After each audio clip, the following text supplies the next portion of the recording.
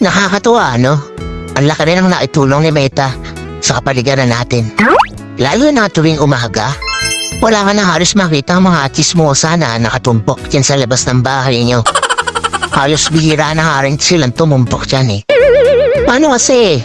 Mas gugustuhin pa nila na mag-isip ng content para sa reels nila maghapon.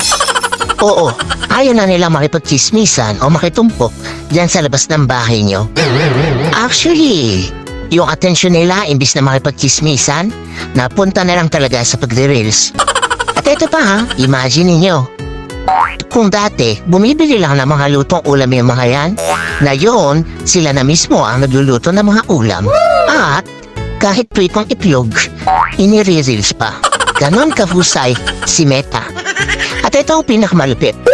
Kung yung dati yung asawa mo tinatalahan ka sa tuwing uuwi ka, ngayon, hindi mo na makausap.